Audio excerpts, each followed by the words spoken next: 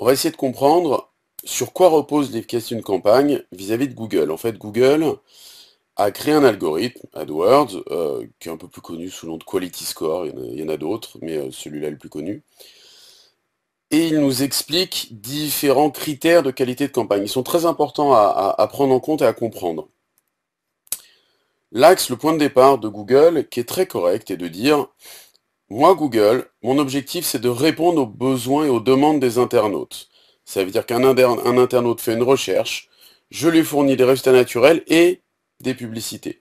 Mon objectif c'est aussi bien entendu de maximiser mes revenus.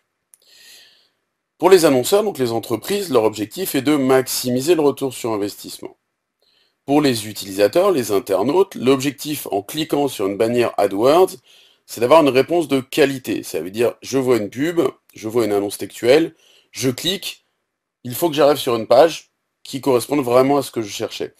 Si les trois sont bien travaillés, Google répond bien aux internautes du fait qu'il y ait des réponses de qualité, donc les gens n'hésiteront pas à continuer de cliquer sur des pubs, donc Google maximisera ses revenus.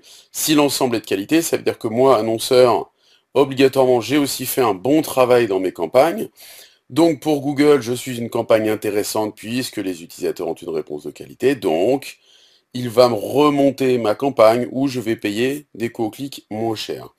Donc ça, faut vraiment le respecter, cette notion de pertinence, faut pas chercher à tricher. Alors après, c'est sur quoi reposent ces différents critères de pertinence. On va voir qu'il y a différents paramètres fondamentaux, on appelle ça les 5 paramètres fondamentaux du Quality Score. Là, il est basé sur les campagnes textuelles. L'idée, c'est que plus notre note est élevée, plus ce sera un gage de trafic et de qualité, moins notre campagne sera onéreuse. Sauf que vous allez voir que les choses sont pas si simples que ça. Donc en fait, voici les 5 paramètres fondamentaux pour Google. On a les mots-clés, la pertinence des mots-clés, la pertinence de nos annonces, on va voir surtout ce que Google sous-entend par pertinence, la qualité de la landing page, la page de destination, et deux autres critères, le CTR et l'historique du compte. On va regarder un petit peu l'ensemble de ces critères. Premier critère, donc les mots-clés. Simple, les mots-clés que vous allez sélectionner devront être en corrélation avec le contenu de vos annonces, que ce soit ce que Google appelle une concordance sémantique. Ça veut dire que si je sélectionne des mots-clés qui parlent de chaussures et que dans mes annonces je ne parle que d'imprimantes, ça va pas bien fonctionner. Donc, je dois avoir une pertinence entre l'univers sémantique de mes mots-clés et l'univers sémantique de mes annonces. Le deuxième point, le contenu de mes annonces. Donc déjà, il doit être en liaison avec mes expressions clés, mais le plus important, c'est qu'il soit en lien avec la landing page. Ça veut dire, je dois avoir pertinence de mes annonces en lien avec le contenu de ma landing page. C'est un des points les plus importants. De toute façon, il est clair que plus on retrouvera sur votre page de destination, la page de destination de vos annonces, plus on retrouvera le même contenu, plus votre campagne sera performante. Si vous proposez des choses dans vos annonces, quand on arrive sur la page de destination, il faut que l'on retrouve immédiatement exactement le même contenu. Donc ça, on l'abordera sur les systèmes de rédaction d'annonces. Un point très important, et certainement à mon avis le plus fondamental pour Google, le CTR. Le CTR, c'est le taux de clic sur ce qu'on appelle le nombre d'impressions. On devrait appeler ça le nombre d'affichages. Google est, au niveau traduction, par moment, est assez particulier. Par exemple, vous avez 100 affichages. Votre annonce apparaît 100 fois. Vous obtenez, alors là j'ai pris un exemple, vous pouvez prétendre à 3 à 5 clics. On va prendre l'exemple de 5 clics. Donc 100 affichages, vous avez eu 5 clics. Vous disposez donc d'un CTR de 5 divisé par 100 égale 5%. Celui-là est quand même très simple à calculer. Donc un CTR de 5%, c'est un CTR déjà qui est d'excellente qualité dans les campagnes AdWords. Plus votre CTR est élevé, ça veut dire plus votre taux de clic est élevé. Soyons clairs, plus vous êtes clic, plus Google gagne de l'argent. Donc Google vous fait apparaître un maximum de fois. Si vous n'avez pas du tout de clic, vous n'êtes pas intéressant du tout. Il vaut mieux pour lui qu'il fasse apparaître certains de vos concurrents. C'est là où il faut donc bien travailler et disposer d'un bon CTR et optimiser ses campagnes pour qu'elles disposent d'un bon volume de CTR, d'un bon niveau de CTR, taux 3%, 4%, 5%.